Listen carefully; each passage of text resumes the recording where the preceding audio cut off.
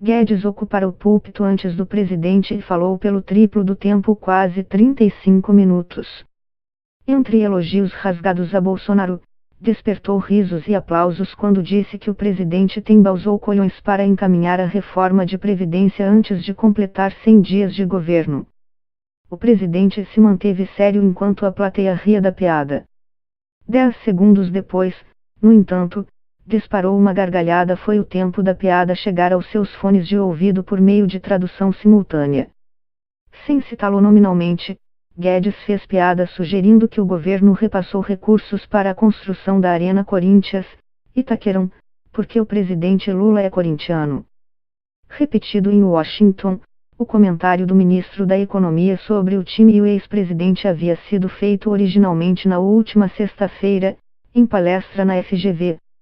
Dias depois, o Corinthians respondeu em nota à imprensa: a ironia, proferida na ocasião, ofende mais de 33 milhões de brasileiros corintianos, entre eles, eleitores do atual governo, e todos indistintamente testemunhas do esforço do clube para honrar seus compromissos.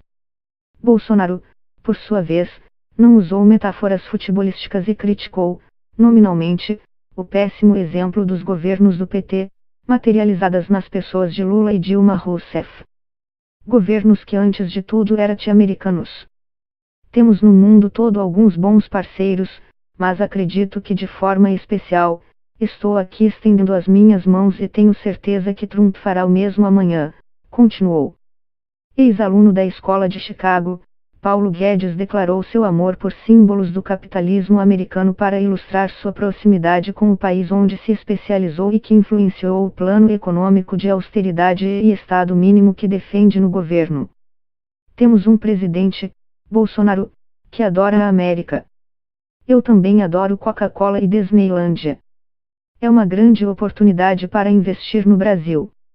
Eu os convido para essa nova parceria, afirmou. Os chineses querem dançar conosco e querem investir lá? Disse ao presidente: amamos os EUA, mas vamos fazer comércio com quem for mais lucrativo, disse. Depois de lembrar que o Brasil, diferente da China, compra mais do que vende para os EUA, o homem forte da economia brasileira disse que a chave para o incremento de importações de produtos americanos está no toma lá da cá. Se os EUA querem vender carne de porco, então comprem nossa carne de boi. Querem vender etanol?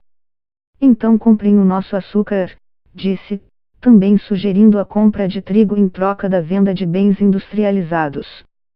Pensamos no bem-estar do nosso povo, queremos um Brasil grande, assim como o Trump e vocês, com toda certeza, querem uma América grande, disse Bolsonaro à plateia VIP na capital americana. Os líderes dos dois países devem então se encontrar no Salão Oval, onde serão fotografados e discutirão temas estratégicos como a pressão internacional contra o regime de Maduro na Venezuela. Quase 2 horas depois, os dois farão um discurso no Jardim das Rosas e devem responder a apenas uma pergunta feita por jornalistas brasileiros e uma feita por estrangeiros. Questionado, o porta-voz de Bolsonaro informou que não há previsão de nenhuma entrevista do presidente à imprensa brasileira até o fim da viagem oficial. Após o encontro, Bolsonaro segue para o cemitério de Arlington, que fica bem próximo à capital americana. Lá, Bolsonaro deverá homenagear militares americanos mortos em combate. No fim do dia, o presidente ainda se reúne com lideranças religiosas norte-americanas. O Itamaraty não informou quais. Às 21h45, pouco mais de 2 dias após sua chegada aos EUA, o presidente embarca de volta para Brasília. O primeiro se refere à concessão dada a empresas americanas para que possam lançar satélites e foguetes do Centro Espacial de Alcântara, MA, onde os custos são mais baixos graças à proximidade com a linha do Equador. O Acordo de Salvaguardas Tecnológicas prevê que o Brasil possa alugar a base para empresas dos EUA. Um termo de ajuste complementar entre a NASA e a Agência Espacial Brasileira, AEB, também foi assinado para cooperação na tarefa de pesquisa de observações de previsão de cintilação. Por fim, foi assinada uma carta de intenções entre a Agência para o Desenvolvimento Internacional dos Estados Unidos, USAID, e o Ministério do Meio Ambiente do Brasil.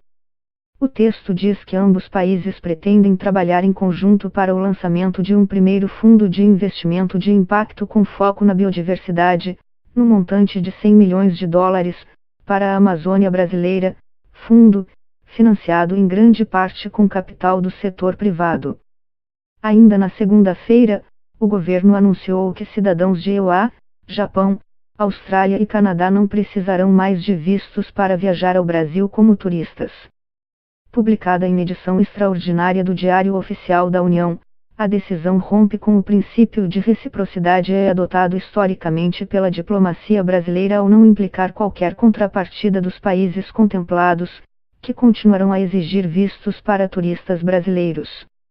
A isenção se aplica a turistas que visitem o Brasil por até 90 dias e pode ser prorrogada por outros 90, desde que a estadia não ultrapasse 180 dias por ano a partir da primeira entrada no país.